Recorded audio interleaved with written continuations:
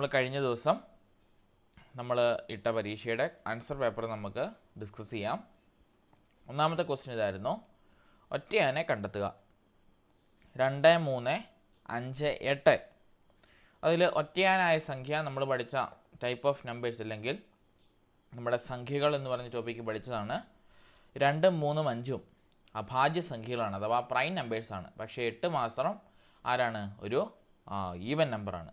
അതുകൊണ്ട് അല്ലെങ്കിൽ ഒരു ഇരട്ട സംഖ്യയാണ്. സോ 2, 3, 5 അഭാജ്യ സംഖ്യകളുടെ കൂട്ടത്തിൽ പോകുന്നു. 8 മാത്രമാണ് മാറിക്കിടക്കുന്നത് കേട്ടോ. ആ കാര്യം പ്രത്യേകം ഓർത്തിരിക്കണം. ഇവിടെ അല്ലാതെ നിങ്ങൾ നോക്കുമ്പോഴാണെങ്കിലും ചിലരിങ്ങനെ നോക്കും, 2ൻ്റെ കൂടെ 1 കൂട്ടിയാൽ 3, 3-നോട് 2 കൂട്ടുമ്പോൾ 5, 5-നോട് 3 കൂട്ടുമ്പോൾ 8. അങ്ങനെ ചിലർക്ക് തെറ്റ് വരാൻ സാധ്യതയുണ്ട്. അപ്പോൾ അങ്ങനെയൊന്നും ചിന്തിക്കരുത് കേട്ടോ. അപ്പോൾ എല്ലാം ഒരുമിച്ചില്ല എന്നൊക്കെ ക്ലാസ് ചെയ്ത് ചിന്തിക്കുന്നവർ കാണും. ഇവിടെ അതുപോലെ തന്നെ 2ൻ്റെ 4 ഇരട്ടി 8, 3ൻ്റെ 3 ഇരട്ടി അല്ലല്ലോ 5 എന്നൊക്കെ പറഞ്ഞ് 5ലേക്ക് പോകുന്നവർ കാണും. പക്ഷേ അതല്ല, നമ്പർ സീക്വൻസിൽ നിന്ന് വരുന്ന ഒരു ക്വസ്റ്റ്യൻ ആണ് ഇത് കേട്ടോ. സോ ആ രീതിക്ക് നിങ്ങൾ ചിന്തിച്ച് വേണം ഉത്തരം ചെയ്യാൻ. അതുപോലെ തന്നെ അഭാജ്യ സംഖ്യകളെ പറ്റി പറയുകയാണെങ്കിൽ നമ്മൾ പഠിച്ചായിരുന്നല്ലേ, ഒന്നും അതേ നമ്പറും മാത്രം ഫാക്ടേഴ്സായി അല്ലെങ്കിൽ ഘടകങ്ങളായി വരുന്ന നമ്പേഴ്സിന് പറയുന്ന പേരാണ് അഭാജ്യ സംഖ്യകൾ എന്ന് പറയുന്നത്. ഇവിടെ 2, 3, 5, 7 ഇവയൊക്കെ എന്താണ്? അഭാജ്യ സംഖ്യകളാണ്. അഭാജ്യ സംഖ്യകളുടെ കൂട്ടത്തിൽ ഒരേ ഒരു ഇരട്ട സംഖ്യയുള്ള അവനാണ് 2 കേട്ടോ. ഇതൊക്കെ അന്ന് പഠിച്ചതാണ്, ഒന്നുകൂടി ഓർത്തെടുക്കണം കേട്ടോ. ഇത് മിക്കപ്പോഴും ചോദിക്കുന്നതാണ്. ഇവിടെ 8 എന്ന് പറയുന്നതാണ് ഇവിടെ ശരിയായിട്ടുള്ള ഉത്തരം. ഓക്കെ, അടുത്ത ക്വസ്റ്റ്യൻ, കൂട്ടത്തിൽ പെടാത്തത് ഏത്? സ്ക്വയേഴ്സിൻ്റെ രീതിയിൽ നിന്ന് വന്നതാണ്. നോക്കിയേ, 6ൻ്റെ സ്ക്വയറാണ് 36, 11ൻ്റെ സ്ക്വയറാണ് 121, 4ൻ്റെ സ്ക്വയറാണ് 16. പക്ഷേ 27 എന്നത് 1ൻ്റെയും സ്ക്വയറായിട്ട് നമുക്ക് കിട്ടത്തില്ല. അതുകൊണ്ട് തന്നെ 27 ഇവിടെ ഓഡ് നമ്പറായിട്ട് പോയത് കേട്ടോ. PSCക്ക് ഈ ടൈപ്പ് ചോദ്യങ്ങൾ ചോദിക്കും. അടുത്തത്, ഫിബൊനാച്ചി ശ്രേണി ഏത്? നമ്മൾ സംഖ്യകളുടെ ലാസ്റ്റ് ക്ലാസ്സിൽ ഇവിടെ ഓർമ്മിപ്പിച്ചപ്പോൾ പറഞ്ഞാണ് ഫിബൊനാച്ചി സീരീസ് എന്ന് പറഞ്ഞാൽ 0, 1 എഴുതി അതിനോട് കൂടെ 1 കൂട്ടി അല്ലെങ്കിൽ ആ തൊട്ട് മുമ്പിലുള്ള സംഖ്യ കൂട്ടി പോകുന്ന നമ്പേഴ്സിന് പറയുന്ന പേരാണ് ഫിബൊനാച്ചി ശ്രേണി. 0, 1 എഴുതിയാൽ 1, 0, 1, 1, 1, 2, 2, 1, 3, 3, 2, 5, 5, 3, 8, 8, 5, 13 എന്നിങ്ങനെ പോകുന്നതാണ് ഫിബൊനാച്ചി ശ്രേണി. സോ ഇവിടെ ഉള്ളത് ഓപ്ഷൻ നമ്പർ സി ആണ്. ചോദിച്ച ചോദ്യമാണ്, നോക്കണം. അടുത്ത ക്വസ്റ്റ്യൻ, അനകസംഖ്യകളിൽ പെടുന്നതേത്? നമുക്കറിയാം, അനകസംഖ്യ അല്ലെങ്കിൽ പെർഫെക്റ്റ് നമ്പർ എന്ന് പറഞ്ഞാൽ ഒരു സംഖ്യയുടെ ഘടകം എടുക്കുമ്പോൾ എടുത്ത സംഖ്യ ഒഴികെ ബാക്കിയുള്ള നമ്പർ കൂട്ടി നോക്കുമ്പോൾ എന്നാ കിട്ടണം? അതേ സംഖ്യ കിട്ടണം. അതിന് പറഞ്ഞ പേരായിരുന്നു അനകസംഖ്യ അഥവാ പെർഫെക്റ്റ് നമ്പർ. ഇവിടെ നോക്കിയാൽ 2 ഒരു അനകസംഖ്യയല്ല, 4 ഒരു അനകസംഖ്യയല്ല, 8 ഒരു അനകസംഖ്യയല്ല. പോയിട്ട് ആരെയുള്ള അനകസംഖ്യ? 6 മാത്രം. 6ൻ്റെ ഘടകങ്ങൾ എടുക്കുമ്പോൾ നമുക്ക് കിട്ടും 1, 2, 3, 6 അല്ലേ? ഇതിൽ ഈ 6 എടുത്ത സംഖ്യ 6നെ ഒഴിച്ചാൽ ബാക്കിയുള്ള സംഖ്യകൾ കൂട്ടി നോക്കി, 3, 2, 5, 1, 6 കണ്ടോ, തിരിച്ച് 6 തന്നെ കിട്ടിയില്ലേ? സോ 6 = 6. അപ്പോൾ ഓർത്തിരിക്കണം, അനകസംഖ്യ എന്ന് പറഞ്ഞാൽ അന്ന് പറഞ്ഞിരുന്നു എന്തായിരുന്നു? ഒരു സംഖ്യയുടെ ഘടകങ്ങൾ എടുക്കുമ്പോൾ ഘടകങ്ങൾ തമ്മിൽ കൂട്ടിയാൽ എന്ത് ചെയ്യണം? അതേ സംഖ്യ തന്നെ കിട്ടണം. കൂട്ടുമ്പോൾ ശ്രദ്ധിക്കണം, നമ്മൾ എടുത്ത സംഖ്യ എടുത്ത് വീണ്ടും കൂട്ടരുത്. അതിന് മുകളിൽ വാല്യൂ പോകും. അതുകൊണ്ടാണ് പറയുന്നത്. നമ്മൾ അതുപോലെ തന്നെ പഠിച്ചിരുന്നു, 1000-ന് താഴെ 4 അനകസംഖ്യകളേ ഉള്ളൂ. ഒന്നാമത്തെ നമ്പർ 6, രണ്ടാമത്തേത് 28, മൂന്നാമത്തേത് 496 കേട്ടോ. ഇത് 1-2 തവണ ചോദിച്ചിട്ടുണ്ട്. താഴെ പറയുന്നവയിൽ അനകസംഖ്യ ഏത്? ഈ 4 നമ്പറും പഠിക്കണം കേട്ടോ, പഠിക്കാതെ ഇരിക്കരുത്. സോ ഈ 4 നമ്പറും മനഃപ്പാഠമാക്കി പഠിച്ചിട്ടേ പോകാവുള്ളൂ.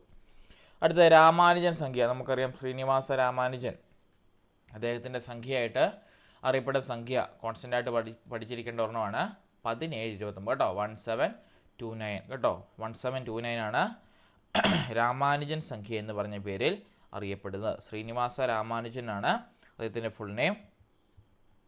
അപ്പം അദ്ദേഹത്തിൻ്റെ സംഖ്യയായിട്ട് അറിയപ്പെടുന്നതാണ് നമ്മുടെ 1729 കേട്ടോ. അപ്പോൾ ആ കാര്യം ഓർത്തിരിക്കണം. ഇത് വന്ന കുറേ തിയറികളും കാര്യങ്ങളൊക്കെ ഉണ്ട്, അതൊക്കെ നമുക്ക് കൂടുതലായിട്ട് പറഞ്ഞു തരാം കേട്ടോ. ഓരോന്നിൻ്റെ സ്ക്വയേഴ്സിൻ്റെ കാര്യങ്ങളും ഒക്കെ ഇതിനകത്ത് വരുന്നുണ്ട്. ആ കാര്യം കൂടി നമുക്ക് പിന്നീട് ഡിസ്കസ് ചെയ്യാം. അതുപോലെ തന്നെ ഓർത്തിരിക്കേണ്ട മറ്റൊരു സംഖ്യയാണ് ക്ലാപ്പേക്കർ സംഖ്യ. എത്രയെന്നറിയാമോ ക്ലാപ്പേക്കർ സംഖ്യ? ക്ലാപ്പേക്കർ സംഖ്യ എത്രയെന്നറിയാമോ? ക്ലാപ്പേക്കർ സംഖ്യ ഇതുപോലെ തന്നെ നമ്മൾ ഓർത്തിരിക്കേണ്ട ഒരാളുടെ നമ്പറാണ് ഈ പറഞ്ഞ ക്ലാപ്പേക്കർ സംഖ്യ എന്ന് പറയുന്നത്. അറിയാവോ എത്രയാന്ന്? അറിയാവോ? ആരെങ്കിലും കേട്ടിട്ടുണ്ടോ? കേട്ടിട്ടുണ്ടോ ആരെങ്കിലും ക്ലാപ്പേക്കർ സംഖ്യ? കേട്ടിട്ടുണ്ടോ? ആരെങ്കിലും കേട്ടിട്ടുണ്ടോ ക്ലാപ്പേക്കർ സംഖ്യ എവിടെങ്കിലും? ഇതുപോയി ശ്രീനിവാസ രാമാനുജൻ സംഖ്യ പോലെ തന്നെ ചോദിക്കുന്ന മറ്റൊരു സംഖ്യയാണ് ഈ ക്ലാപ്പേക്കർ സംഖ്യ. ഓർത്തിരിക്കണം, 6174 കേട്ടോ, 6174 കേട്ടോ, 6174 ക്ലാപ്പേക്കർ കോൺസ്റ്റൻ്റ് ആയിട്ട് അറിയപ്പെടുന്നത് കേട്ടോ. അതും പരീക്ഷയ്ക്ക് ചോദിച്ചിട്ടുണ്ട്. ആ കാര്യങ്ങൾ ഓർത്തിരിക്കണം. ഈ 2 നമ്പറാണ് നമുക്ക് 2 പേരുടെ പേരിലുള്ള നമ്പറായിട്ട് അറിയപ്പെടുന്നത്. ഒന്ന് രാമായൺ സംഖ്യ 1779, 2 ക്ലാപ്പേക്കർ സംഖ്യ 6174 കേട്ടോ. കാര്യങ്ങൾ ഓർത്തിരിക്കണം, മറന്നു പോകരുത്. ഓക്കെ, അടുത്ത ക്വസ്റ്റ്യൻ ഇംഗ്ലീഷിൻ്റെ അകത്തുനിന്നാണ്. If you read a text by focusing only the main idea of the text. ഒരുപാട് തവണ ആവർത്തിച്ചതാണ്, നമ്മളിവിടെ ക്ലാസ്സിലും പറഞ്ഞതാണ്. മെയിൻ ഐഡിയ മാത്രമാണ് നമ്മൾ ഫോക്കസ് ചെയ്ത് പോകുന്നതെങ്കിൽ ആ ടൈപ്പ് റീഡിങ്ങിന് എന്താണ് പറയുന്നത്? ഇറ്റ്സ് കോൾഡ് സ്കിമ്മിങ് കേട്ടോ. നമ്മൾ പഠിച്ചതാണ്, ഓർത്തിരിക്കണം. മെയിൻ ഐഡിയ മാത്രമാണ് നമ്മൾ ടെക്സ്റ്റ് ബുക്കുകൾ കൺവേ ചെയ്യുന്നതെങ്കിൽ, അല്ലെങ്കിൽ ആ ടൈപ്പ് റീഡിംഗ് ആണ് നമ്മൾ എടുത്തതെങ്കിൽ അതിന് പറയുന്ന പേരാണ് സ്കിമ്മിങ് എന്ന് പറയുന്നത്. നമ്മളന്ന് ക്ലാസ്സിൽ പറഞ്ഞതാണ് അല്ലേ. നമ്മളൊരു ടെക്സ്റ്റ് ബുക്കിൻ്റെ പുറവശമൊക്കെ എടുത്ത് വായിച്ച് പത്രപേപ്പറൊക്കെ ഹെഡിങ് മാത്രം നമ്മൾ വായിച്ചു പോകണമെങ്കിൽ ഇറ്റ്സ് കോൾഡ് സ്കിമ്മിങ്. അടുത്തത്, when we want to find a specific information on a subject. ഒരു കാര്യത്തെപ്പറ്റി നമുക്കൊരു സ്പെസിഫിക് ആയിട്ടുള്ള ഇൻഫർമേഷൻ മാത്രം മതി, അല്ലെങ്കിൽ ഒരു പീസ് ഓഫ് ഇൻഫർമേഷൻ മാത്രം മതി, അല്ലെങ്കിൽ ഒരു കൃത്യമായിട്ട് ഒരു കാര്യം മാത്രം മതിയെങ്കിൽ ദാറ്റ്സ് കോൾഡ് സ്കാനിങ്. 2 കാര്യങ്ങൾ ഓർത്തിരിക്കണം. ഈ വാക്ക് അതേപടി പരീക്ഷയ്ക്ക് ചോദിക്കും, അടയാളപ്പെടുത്തി കിട്ടണം. സ്പെസിഫിക് ഇൻഫർമേഷൻ അല്ലെങ്കിൽ എ പാർട്ട് ഓഫ് ഇൻഫർമേഷൻ ഒക്കെ ചോദിച്ചാൽ ഇറ്റ്സ് കോൾഡ് സ്കാനിങ്. മറ്റേത് ഇതാണ് നമ്മുടെ main idea of the text അല്ലെങ്കിൽ overall idea of the text ചോദിക്കുകയാണെങ്കിൽ ഇറ്റ്സ് കോൾഡ് സ്കിമ്മിങ്. മറ്റേതാണെങ്കിൽ സ്പെസിഫിക് കൈൻഡ് ഓഫ് ഇൻഫർമേഷൻ കേട്ടോ. ഒരു നമ്മുടെ ഫോണിലെ ഡയറക്ടറി തുറന്ന് നമ്മളൊരു നമ്പർ തപ്പുന്നതും ഡിക്ഷണറി തുറന്നൊരു വാക്ക് തപ്പുന്നതും അതുപോലെ തന്നെ നമ്മുടെ ഫോണിൻ്റെ അകത്ത് നമ്മൾ കോൺടാക്ട് ലിസ്റ്റ് തപ്പുന്നതും എല്ലാം സ്കാനിങ് ആണ്. It's A type of scanning കേട്ടോ. ആ കാര്യങ്ങൾ ഓർത്തിരിക്കണം. പിന്നെ ഇൻറ്റൻസീവ് റീഡിംഗ് എന്ന് വെച്ചാൽ നമുക്കറിയാം, നമ്മൾ short type of reading the text book. ഇപ്പം നമ്മുടെ ചെറിയ ടെക്സ്റ്റ് ബുക്കുകളൊക്കെ വായിക്കുന്നതാണ് ഇൻറ്റൻസീവ് റീഡിംഗ്. സ്കിമ്മിങ് നമ്മൾ മുമ്പേ പറഞ്ഞു, main idea of the text ആണ്. എക്സ്റ്റൻസീവ് റീഡിംഗ് എന്ന് പറഞ്ഞാൽ വൺസ് ഓൺ പ്ലഷർ ഇല്ലേ, ഒരാളുടെ ആനന്ദത്തിന് വേണ്ടി അദ്ദേഹം സ്വയമേ എടുത്ത് വായിക്കുന്നതിന് വന്ന പേരാണ് നമ്മുടെ എക്സ്റ്റൻസീവ് റീഡിംഗ് എന്ന് പറഞ്ഞത്. കഴിഞ്ഞ വട്ടത്തെ പരീക്ഷയ്ക്ക് എക്സ്റ്റൻസീവ് റീഡിങ്ങിനെ പറ്റിയായിരുന്നു. അതിൻ്റെ എന്താണ്, if A person read with one's own pleasure, അവൻ്റെ ഇഷ്ടത്തിന് വേണ്ടി അല്ലെങ്കിൽ അവൻ്റെ ഒരു ആനന്ദത്തിന് വേണ്ടി അവൻ വായിക്കുന്ന ആ രീതിക്ക് പറഞ്ഞ പേരാണ് extensive reading. It's mainly novels കേട്ടോ. നോവൽസ് ഒക്കെ ആയിരിക്കും അവിടെ ഉണ്ടാകുന്നത്. കാരണം ഒരു വലിയ ബുക്കായിരിക്കും, അതായത് ഒരുപാട് ആഴ്ചകളും മാസങ്ങളും ഒക്കെ എടുത്ത് വായിച്ചു തീരുന്ന നോവലുകളായിരിക്കും അവിടെ എടുക്കുന്നത്. ഓക്കെ, അടുത്ത question. A learner always write doy instead of boy കണ്ടോ. അതായത് ബോയ് എന്നായിരുന്നു ശരിക്കും എഴുതേണ്ടത്. പക്ഷേ കൊച്ചിൻ്റെ കുഴപ്പം എന്നാ കണ്ടോ, ഡിയും ബിയും തിരിഞ്ഞു പോവുക എന്ന് പറഞ്ഞാൽ അക്ഷരങ്ങൾ എഴുതുമ്പോൾ കണ്ണാടി എന്ന പോലെ തിരിയുക അല്ലേ. ബി നമ്മൾ കണ്ണാടി കൊണ്ടുവച്ച് എന്നാ പറ്റും, തിരിഞ്ഞിരിക്കും, ഡി പോലെ ഇരിക്കും എന്ന് പറഞ്ഞ പോലെ കണ്ടോ. എന്താണ്, a learner always write doy instead of boy. Boy എഴുതേണ്ട അടുത്ത് കൊച്ചെപ്പോഴും എന്താ എഴുതുന്നത്, ഡോയ് എന്നാണ് എഴുതുന്നത്. കാരണം ബിയും ഡിയും തമ്മിൽ കൊച്ചിനടുത്തില്ല. ഹീ ഷീ സഫർ ഫ്രം എന്തിനാന്ന് നമുക്കറിയാം. ഡിസ്കാൽക്കുലിയ എന്ന് പറഞ്ഞാൽ ഗണിത വൈകല്യമാണ്. ഡിസ്ലെക്സിയ എന്ന് പറഞ്ഞാൽ നമ്മുടെ ഡിസ്ലെക്സിയ എന്ന് പറഞ്ഞാൽ എന്താണ്, ഡിസ്കാൽക്കുലിയ എന്ന് പറഞ്ഞാൽ ഗണിത വൈകല്യം. ഡിസ്ഗ്രാഫിയ എന്ന് പറഞ്ഞാൽ നമ്മുടെ ഇതിൻ്റെ ഉത്തരവാണ് എഴുതാനുള്ള വൈകല്യം കേട്ടോ, എഴുതാനുള്ള വൈകല്യം. ഡിസ്ലെക്സിയ എന്ന് പറഞ്ഞാൽ വായനാ വൈകല്യം. ഡിസ്പ്രാക്സിയ എന്ന് പറഞ്ഞാൽ നമ്മുടെ പേശി സംബന്ധമായിട്ടുള്ള വൈകല്യം കേട്ടോ. ഓർത്തിരിക്കണം, ഡിസ്കാൽക്കുലിയ എന്ന് പറഞ്ഞാൽ ഗണിത വൈകല്യം, കാൽക്കുലിയ എന്ന വാക്ക് ഓർത്ത് വെച്ചാൽ മതി. ഇനി ഡിസ്ലെക്സിയ എന്ന് പറഞ്ഞാൽ വായനാ വൈകല്യം കേട്ടോ. Difficulty in reading the text book, എന്താണ് നമ്മുടെ ടെക്സ്റ്റ് ബുക്ക് റീഡ് ചെയ്യാനായിട്ടൊക്കെ ബുദ്ധിമുട്ട് നേരിടുന്നതിനാണ് ഡിസ്ലെക്സിയ എന്ന് പറയുന്നത്. Next one dysgraphia, difficulty in writing കേട്ടോ, എഴുതാനുള്ള വൈകല്യമാണ്. അതിൻ്റെ അകത്ത് ഒരു വാക്ക് ഇങ്ങനെ മലയാളത്തിൽ ചോദിച്ചിരുന്നു, അക്ഷരങ്ങൾ കണ്ണാടി എന്ന പോലെ തിരിഞ്ഞു പോവുക. അതും ഇത് അങ്ങനെയല്ല പറ്റിയത്. കണ്ണാടിയിൽ എന്ന പോലെ ബോയിനെ നമുക്ക് തിരിച്ചു വെച്ചാൽ ബി തിരിച്ചു വെച്ചാൽ ഡി പോലെ ഇരിക്കും അല്ലേ. അപ്പം അറ്റ്സ് കോൾഡ് ഡിസ്ഗ്രാഫിയ. നിങ്ങൾ ഓർക്കണം, അതിൻ്റെ അകത്തൊരു കോഡാണ് കേട്ടോ. ഗ്രാഫ് നമ്മൾ എന്താ ചെയ്യുന്നത്, വരയ്ക്കുവാണ് അല്ലെങ്കിൽ നമ്മൾ എഴുതുവാണ് അല്ലേ. അപ്പോൾ ഓർത്തിരിക്കണം, ഡിസ്ഗ്രാഫിയ എന്ന് പറഞ്ഞാൽ എന്താണ്, എഴുതാനുള്ള വൈകല്യമാണ്. ഇനി ഡിസ്പ്രാക്സിയ എന്ന് പറഞ്ഞാൽ നമ്മുടെ പേശി സംബന്ധമായിട്ടുള്ള വൈകല്യം അല്ലെങ്കിൽ ന്യൂറോൺസിൻ്റെ ഒക്കെ തകരാറ് മൂലം ഇപ്പോൾ കൈയും കാലും ഒക്കെ അനങ്ങാതിരിക്കുന്ന കുട്ടികളെ ഉണ്ടല്ലോ, അല്ലെങ്കിൽ ഒരു സൈഡ് തളർന്ന് പോവുക, അങ്ങനെയൊക്കെ ഉള്ളവർക്ക് എന്താണ്, ഇറ്റ്സ് കോൾഡ് ഡിസ്പ്രാക്സിയ കേട്ടോ. അതിന് പറയുന്ന പേരാണ് ഡിസ്പ്രാക്സിയ എന്ന് പറയുന്നത്. ഇതിന് ഏതെങ്കിലും ഒരു ചോദ്യം ഏതെങ്കിലും സബ്ജക്റ്റ് നിങ്ങളോട് ചോദിക്കും കേട്ടോ. ഇംഗ്ലീഷിൽ നിന്നാകാം, കണക്കിൽ നിന്നാകാം, മലയാളത്തിൽ നിന്നാകാം, സയൻസിൽ നിന്നാകാം, സൈക്കോളജിയിൽ നിന്നുമാകാം കേട്ടോ. സോ ഈ ഒരു ടോപ്പിക്ക്, കോമൺ ടോപ്പിക്ക് നമ്മൾ ചിലപ്പോൾ ക്ലാസ് ക്യാൻസൽ ചെയ്യാൻ വിട്ടു തരത്തില്ല. അതൊക്കെ എല്ലാ സബ്ജക്റ്റിലും ഒരുപോലെ ചോദിക്കുന്നതാണ്, അതൊക്കെ നോക്കണം കേട്ടോ. അടുത്ത ക്വസ്റ്റ്യൻ, വന്ദേ മാതരം എന്ന ദേശീയ ഗീതം ഏത് നോവലിൻ്റെ ഭാഗമാണ്? നമുക്കറിയാം, ആനന്ദമഠം എന്ന് പറഞ്ഞ നോവലിൻ്റെ ഭാഗമാണ് വന്ദേ മാതരം എന്ന ദേശീയ ഗീതം. ഇനിയും ഗീതാഞ്ജലി എന്നത് രവീന്ദ്രനാഥ ടാഗോറുമായിട്ട് ബന്ധപ്പെട്ടിരിക്കുന്നു. ആ കാര്യം കൂടി ഇവിടെ അടയാളപ്പെടുത്തിയിട്ടുണ്ട്. 2 കാര്യങ്ങൾ ഓർത്തിരിക്കണം. ഇവിടെ ഉത്തരം വരേണ്ടത് ആനന്ദമഠമാണ്. അടുത്തത്, നിസ്സഹകരണ സമരവുമായി ബന്ധമില്ലാത്തത് ഏതാണ്? നമുക്കറിയാം, നിസ്സഹകരണ സമരം ഇന്ത്യ ഒട്ടാകെ നമ്മൾ ഒരേ സമയത്ത് സമരമുറ നടത്തിയതാണ്. അതിൽ ബന്ധമില്ലാത്തത് ഗാന്ധിജി ആഹ്വാനം ചെയ്ത പ്രകാരം ഇന്ത്യ ഒട്ടാകെ ഒരേ സമയത്ത് നടന്നതാണ് നിസ്സഹകരണ സമരം. എല്ലാ സ്റ്റേറ്റിലും അല്ലെങ്കിൽ എല്ലാ സംസ്ഥാനങ്ങളിലും ഒരേ സമയത്ത് നടന്നു പോയതാണ് നിസ്സഹകരണ സമരം. അതുമായിട്ട് ബന്ധമില്ലാത്തതാണ് നികുതി ഇളവ് ചെയ്യുക എന്നത് കേട്ടോ. നികുതി ഇളവ് ചെയ്യുന്നത് അതുമായിട്ട് ബന്ധമില്ല. പക്ഷേ ഖാദി വസ്ത്രങ്ങൾ പ്രചരിപ്പിക്കുക, വിദേശ വസ്ത്രങ്ങൾ ഉപേക്ഷിക്കുക, മദ്യം വർജിക്കുക, ഹിന്ദി ഭാഷ പ്രചരിപ്പിക്കുക, ഇതെല്ലാം നമ്മുടെ നിസ്സഹകരണ സമരവുമായി ബന്ധമുള്ളതായിരുന്നു. ഏകദേശം 2 വർഷം കാലയളവോളം ഈ പറഞ്ഞ നിസ്സഹകരണ സമരം നീണ്ടു നിന്നു. 1920-22 കാലയളവിലാണ് എന്ത് നടന്നത്, നിസ്സഹകരണ സമരം നടന്നത് കേട്ടോ.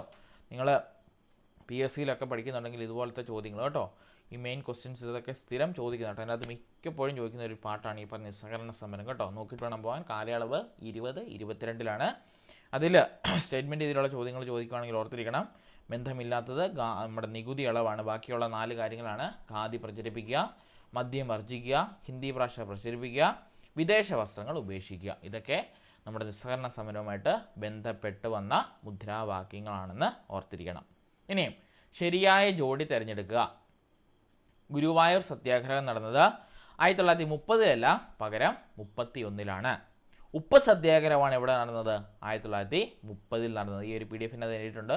30-ൽ നടന്നത് ഉപ്പ് സത്യാഗ്രഹമാണ്. ഗുരുവായൂർ സത്യാഗ്രഹം നടന്നത് 31-ലാണ്. അതുകൊണ്ട് തന്നെ അത് തെറ്റാണ്. ഇനി കേരള ഗാന്ധി എന്നറിയപ്പെടുന്ന കേരളപ്പനാണ്. കറക്റ്റ് ഓപ്ഷൻ B ആണ് വരേണ്ടത്. ഭരതനാട്യം കേരളത്തിൻ്റെ അല്ല, പകരം തമിഴ്നാടുവിൻ്റെയാണ്. മണ്ണ് ദിനമായി ആചരിക്കുന്നത് ഒക്ടോബർ 5 അല്ല, ഡിസംബർ 5 നമ്മൾ മണ്ണ് ദിനമായിട്ട് ആചരിക്കുന്നത് കേട്ടോ. ശരി ഉത്തരം എൻ്റെ സൈഡിൽ കൊടുത്തിട്ടുണ്ട്, അതുകൂടി വേണം നോക്കാൻ. ഓക്കെ, ഇനിയും കേന്ദ്രഭരണ പ്രദേശങ്ങളിൽ ഉൾപ്പെടാത്തത്. നമുക്കറിയാം, കേന്ദ്രഭരണ പ്രദേശങ്ങൾ 8 എണ്ണമാണുള്ളത്.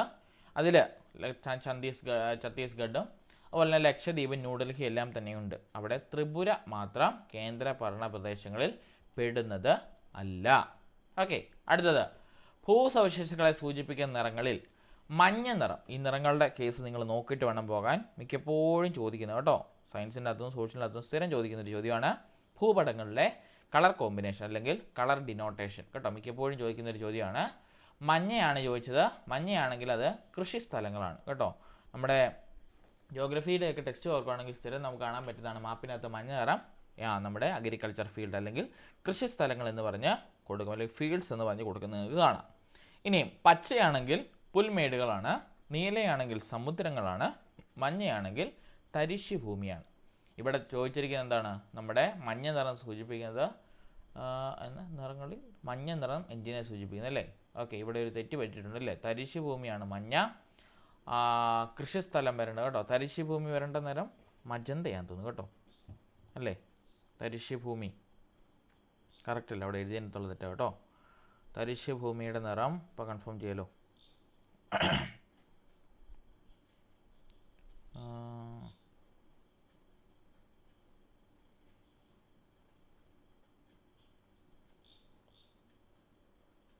തരിശ് ഭൂമി വെള്ള കേട്ടോ, വെള്ളയാണ് കേട്ടോ. തരിശ് ഭൂമി വെള്ള നിറത്തിലാണ് കാണപ്പെടുന്നത് കേട്ടോ. ആ കാര്യം ഓർത്തിരിക്കണം. ഇവിടെ വന്ന പ്രിൻറ്റിങ് അറിയാം കേട്ടോ.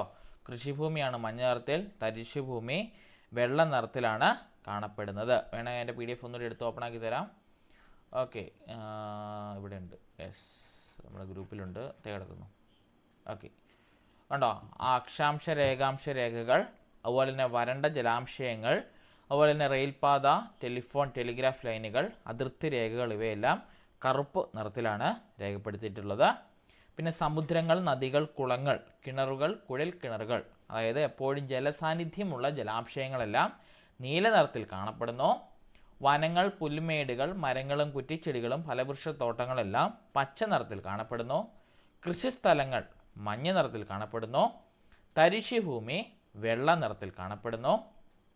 പാർപ്പിടങ്ങൾ, റോഡ്, പാതകൾ, പിന്നെ നമ്മുടെ ഗ്രിഡ് ലൈനുകൾ, ഇവയെല്ലാം ചുവപ്പ് നിറത്തിൽ കാണപ്പെടുന്നു.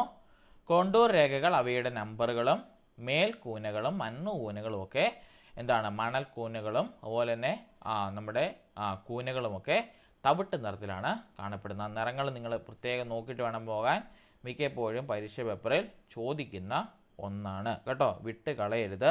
അതൊക്കെ പരീക്ഷയ്ക്ക് സ്ഥിരം ചോദിക്കും. ഇവിടെ ചോദിച്ച കൃഷിസ്ഥലം മഞ്ഞ നിറത്തിൽ കേട്ടോ. തരിശുഭൂമി വെള്ളയാണ് കേട്ടോ, വെള്ളയാണ് തരിശുഭൂമി. തവിട്ട് വരുന്നത് നമ്മുടെ മണൽ, മണ്ണ് കൂമ്പാരത്തിനൊക്കെയാണ് നമ്മുടെ നിറം കാണിക്കുന്നത്. ഓക്കെ, ഇനി ഇന്ത്യയുടെ ദേശീയ വിനോദം നമുക്കറിയാം ഹോക്കിയാണ് ഇന്ത്യയുടെ ദേശീയ വിനോദം കേട്ടോ. അടുത്തത് ശരിയായ ക്രമമേത്? മുമ്പേ പറഞ്ഞ നിസ്സഹകരണ സമരം 1920-22 കാലയളവിലാണ്. ജാലിയൻ വാലാബാഗ് കൂട്ടക്കൊല 1919 ഇന്ത്യൻ സ്വാതന്ത്ര്യ സമരം നടന്നത് 1947 ദണ്ഡി യാത്ര 1930. അപ്പോൾ ശരിയായിട്ടുള്ള ക്രമം നോക്കുവാണെങ്കിൽ എങ്ങോട്ട് വരണം? 19, അതിനുശേഷം 20, 22, ശേഷം ദണ്ഡി യാത്ര, ശേഷം നമ്മുടെ ഇന്ത്യൻ സ്വാതന്ത്ര്യ സമരം. സോ BADC ആണ് ഓർഡറായിട്ട് പോകേണ്ടത്. വർഷങ്ങൾ ഓർത്തിരിക്കണം, ചോദിക്കും കേട്ടോ. ചോദിക്കുന്നതാണ് 1നും 2നും എല്ലാം തന്നെ സ്ഥിരം എടുത്ത് തിരിച്ചും മറിച്ചും എല്ലാം ചോദിക്കുന്നതാണ്. വർഷങ്ങൾ ഓർത്തു വെക്കണം. അടുത്തത് ദേശീയ പ്രവാസി ദിനം ജനുവരി 9. എന്തുകൊണ്ട് നമ്മൾ പ്രവാസി ദിനമായിട്ട് ആചരിക്കുന്നു? ഗാന്ധിജി നമ്മുടെ ദക്ഷിണാഫ്രിക്കയിൽ നിന്നും തിരിച്ച് ഇന്ത്യയിലേക്ക് തിരികെ വന്ന ദിവസമാണ് ജനുവരി 9. അതുകൊണ്ട് തന്നെ ജനുവരി 9 നമ്മൾ ഭാരതീയ പ്രവാസി ദിനമായിട്ട് ആചരിച്ച് പോകുന്നു. അടുത്തത് കുട്ടികളുടെ സ്വഭാവം പഠിക്കുന്നതിനായി അധ്യാപിക ഒരു കുട്ടിയെ തിരഞ്ഞെടുത്ത് അവളെ വിശദമായിട്ട് പഠിക്കുന്ന രീതി. നമുക്കറിയാം, ഒരു കുട്ടിയെ നമ്മളെടുത്ത് വിശദമായിട്ട് പഠിക്കുന്ന രീതി ഏതാണ്? കേസ് സ്റ്റഡിയാണ്, അല്ലെങ്കിൽ കേസ് പഠനമാണ് അവിടെ ഉത്തരമായിട്ട് വരേണ്ടത്. നിരീക്ഷണം എന്ന് പറഞ്ഞാൽ ഒബ്സർവേഷനാണ്. വ്യക്തി അറിഞ്ഞോ അറിയാതെയോ നമ്മൾ നിരീക്ഷിച്ച് അവൻ്റെ സ്വഭാവ സവിശേഷതകൾ പഠിച്ചെടുക്കുന്ന രീതിയാണ് നിരീക്ഷണം എന്ന് പറയുന്നത്. പരീക്ഷണം എന്ന് പറഞ്ഞാൽ മനഃശാസ്ത്രത്തിന് കൂടുതൽ വസ്തുനിഷ്ഠ നേടിക്കൊടുത്ത രീതിയാണ് പരീക്ഷണ രീതി. അഭിമുഖം എന്ന് പറഞ്ഞാൽ ഏതെങ്കിലും ഒരു കാര്യത്തെ മുൻനിർത്തി 2 അതിലധികമോ വ്യക്തികൾ നടത്തുന്ന മുഖാമുഖ സംഭാഷണമാണ് അഭിമുഖം എന്നതുകൊണ്ട് ഉദ്ദേശിക്കുന്നത്. ഇവിടെ വരേണ്ട ആൻസർ കേസ് പഠനമാണ്. അടുത്തത് ഒരു കൂട്ടത്തിലെ അംഗങ്ങൾ തമ്മിലുള്ള സാമൂഹിക ബന്ധം എത്രത്തോളം ദൃഢമാണ് എന്ന് കണ്ടെത്തുന്നതിന് ഉപയോഗിക്കുന്ന തന്ത്രം. അതായത് നമ്മുടെ ജെയൽ മൊറീനോ കണ്ടുപിടിച്ച സോഷ്യോമെട്രിയാണ് എൻ്റെ ആൻസറായിട്ട് വരേണ്ടത്. അതായത് ഒരു വ്യക്തിക്ക് ഒരു സമൂഹത്തിലുള്ള നിലയും വിലയും മനസ്സിലാക്കാൻ വേണ്ടിയുള്ള ഒരു ഗ്രാഫിക്കൽ അല്ലെങ്കിൽ ഒരു സ്കെയിലാണ് എന്തെന്ന് പറയുന്നത് നമ്മുടെ സോഷ്യോമെട്രി അല്ലെങ്കിൽ സോഷ്യോഗ്രാം എന്ന് പറയുന്നത്. അതിൽ നമ്മൾ പറഞ്ഞു, ഒരു കുട്ടി ഒറ്റയ്ക്ക് നിൽക്കുവാണെങ്കിൽ അവന് പറയുന്ന പേര് ഏകാഗി അല്ലെങ്കിൽ ഐസൊലേറ്റഡ് പേഴ്സൺ. 2 പേരുണ്ടെങ്കിൽ അവർ ട്വിൻസ് എന്ന് പറയും അല്ലെങ്കിൽ ദ്വന്ദ്ങ്ങൾ എന്ന് പറയും. 3 പേര് അങ്ങോട്ടും ഇങ്ങോട്ടും ഉണ്ടെങ്കിൽ അവർക്ക് വരുന്ന പേര് ക്ലിക്കുകൾ.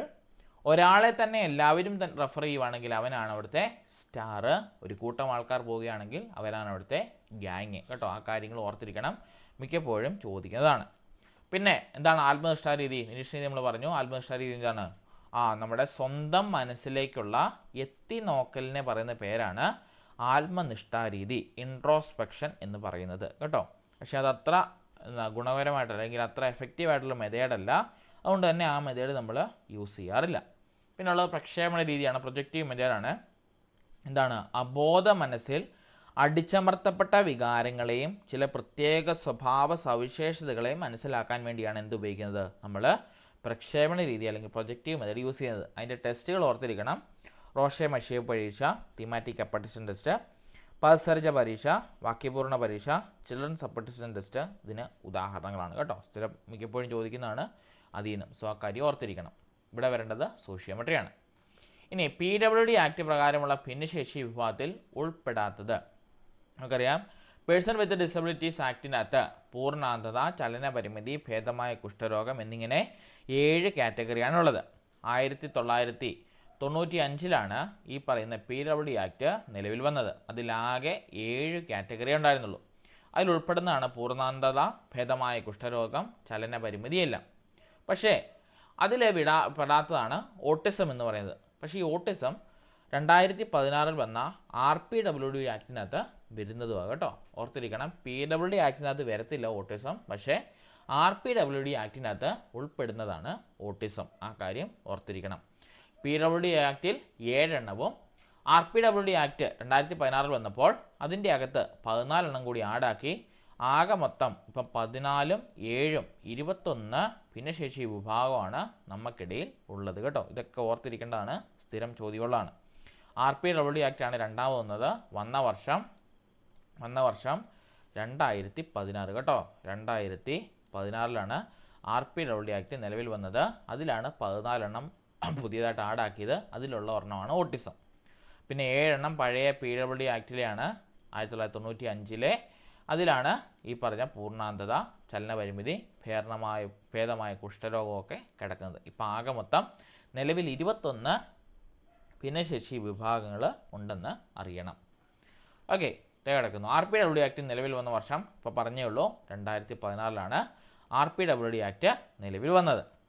അടുത്തത്, ബ്രെയിൻ തകരാറ് മൂലം പേശികൾക്കും അസ്ഥികൾക്കും ഉണ്ടാകുന്ന ബലക്ഷയം ഏത് ഭിന്നശേഷിയുടെ ലക്ഷണമാണ്? നമുക്കറിയാം, ബ്രെയിൻ തകരാറ് മൂലം ഉണ്ടാകുന്നതാണ് സെറിബൽ പ്രാക്സി. നമുക്കറിയാലോ, നമ്മുടെ ബ്രെയിനിലുള്ള പാർട്ടല്ലേ സെറിബെല്ലം, എന്താണ് നമ്മുടെ സെറിബെല്ല, കോട്ടക്സ്, മെഡുല ഒബ്ലാങ്കട്ട, ഇതെല്ലാം ബ്രെയിനിലുള്ളതാണ്. അതുകൊണ്ട് തന്നെ സെറിബൽ പാൾസിയാണ് നമ്മുടെ ബ്രെയിൻ തകരാറ് മൂലം പേശികൾക്കും അസ്ഥികൾക്കും ഉണ്ടാകുന്ന ബലക്ഷയം അറിയപ്പെടുന്നത് കേട്ടോ. ആ കാര്യം ഓർത്തിരിക്കണം. ഇത് ഈ രോഗങ്ങളെ പറ്റിയുള്ള ക്ലാസ്സുകൾ നിങ്ങൾക്ക് എടുത്തായിരുന്നോ? ഓട്ടിസം, ഡാർഫിസം, പാർക്കിൻസൺ രോഗങ്ങളൊക്കെ എടുത്തായിരുന്നു. ഇത് കൂനാണ്, ഇത് എന്താ ഈ പറഞ്ഞ പൊക്കമില്ലായ്മയാണ് എന്നൊക്കെ പറഞ്ഞ് എടുത്തായിരുന്നോ? രോഗങ്ങൾ എടുത്തായിരുന്നോ? 21 കാറ്റഗറി, 7 കാറ്റഗറിയും RPWD ആക്ടിൻ്റെയും PWD ആക്ടിൻ്റെയും ഇല്ല. ഓക്കെ, അത് എടുത്തു തരാം കേട്ടോ. സോ ഇത് നമ്മുടെ ബയോളജിക്കലിൽ നിന്നുള്ള നമ്മുടെ നമ്മുടെ സൈക്കോളജിക്കകത്ത് ചോദിക്കുന്ന ചോദ്യമാണിത്. ബ്രെയിൻ തകരാറ് മൂലം പേശികൾക്കും അസ്ഥികൾക്കും ഉണ്ടാകുന്ന ബലക്ഷയം അറിയപ്പെടുന്ന പേരാണ് സെറിബൽ പാൾസി. അത് നമ്മുടെ ഒരു ഭിന്നശേഷി 21 ഒരെണ്ണമാണ് ഈ പറയുന്ന സെല്ലുലർ പാൾസി, ഓട്ടിസവും ഡാർഫിസവും പാർക്കിൻസൺസും എല്ലാം കേട്ടോ. അതിൻ്റെ ഒരു ക്ലാസ് എടുത്തു തരാം കേട്ടോ. യെസ്. അടുത്തത്, ഡിസ്ലെക്സിയ ഏത് വിഭാഗത്തിൽ പെടുന്നു? മുമ്പേ പറഞ്ഞാണ് ഡിസ്ലെക്സിയ എന്താണ്? വായനാ വൈകല്യം. ഗണിത വൈകല്യമാണ് ഡിസ്കാൽക്കുലിയ. ലേഖന വൈകല്യമാണ് ഡിസ്ഗ്രാഫിയ. സംസാര ഭാഷാ അപകർത്തന വൈകല്യമാണ് സ്പീച്ച് ആൻഡ് ലാംഗ്വേജ് ഡിസോർഡർ കേട്ടോ. ഡിസ്കാൽക്കുലിയ, അതുപോലെ തന്നെ ഡിസ് കൂട്ടിയുള്ള രോഗങ്ങൾ നിങ്ങൾ നോക്കിയിട്ട് വേണം പോകാൻ. എവിടുന്ന് വേണമെങ്കിൽ ചോദിക്കുക കേട്ടോ. 5 സബ്ജക്റ്റിൽ നിന്നുള്ള ചോദ്യങ്ങൾ അവിടുന്ന് നിങ്ങൾക്ക് ഉൾക്കൊള്ളിക്കാം. അടുത്ത ക്വസ്റ്റ്യൻ, ചന്ദ്രയാൻ 3യുടെ ലാൻഡർ അറിയപ്പെടുന്നത്? ഇപ്രാവശ്യത്തെ PSC LDC പരീക്ഷയ്ക്ക് ഉണ്ടായിരുന്നു. ചന്ദ്രയാൻ 3ൻ്റെ ലാൻഡർ അറിയപ്പെടുന്നത് വിക്രം എന്നാണ്. റോവർ അറിയപ്പെടുന്നത് പ്രഗ്യാൻ എന്നാണ് കേട്ടോ. അപ്പോൾ ഓർത്തിരിക്കണം, ചന്ദ്രയാൻ 3ൻ്റെ ലാൻഡർ അറിയപ്പെടുന്നത് വിക്രം എന്നും റോവർ അറിയപ്പെടുന്നത് നമ്മുടെ പ്രഗ്യാൻ എന്നുമാണ്. അതുപോലെ തന്നെ ഗഗൻയാൻ എന്ന മിഷൻ എന്താണെന്ന് ചോദിച്ചാൽ മനുഷ്യനെ ബഹിരാകാശത്തേക്ക് എത്തിക്കുക എന്നതാണ് ഗഗൻയാൻ എന്ന് പറയുന്ന മിഷൻ കേട്ടോ. അപ്പോളോ ഒരു ബഹിരാകാശ പേടകമാണ് എന്ന് ഓർത്തിരിക്കണം കേട്ടോ. അപ്പോളോ 11ഉം 12ഉം ഒക്കെ ഉണ്ട്, ബഹിരാകാശ പേടകമാണത് കേട്ടോ. വിക്രമാണ് ചന്ദ്രയാൻ 3ൻ്റെ ലാൻഡർ, പ്രഗ്യാനാണ് ചന്ദ്രയാൻ 3യുടെ റോവർ കേട്ടോ. ഗഗൻയാൻ മനുഷ്യനെ ബഹിരാകാശത്ത് എത്തിക്കാനുള്ള ഒരു ദൗത്യമാണ് ഈ ഗഗൻയാൻ എന്ന് പറയുന്നത്.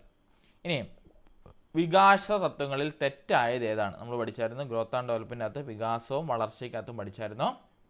വികാസം എന്നത് ക്രമീകൃതമാണ്, വികാസം അനുസ്യൂതമാണ്, വികാസ സഞ്ചിത സ്വഭാവത്തോടു കൂടിയാണ്. പക്ഷേ വികാസം കണ്ടോ വശങ്ങളിൽ നിന്നും ശരീരമധ്യത്തിലേക്ക് പോകുന്നില്ല. അതെങ്ങനെയാണ് പോകുന്നത്?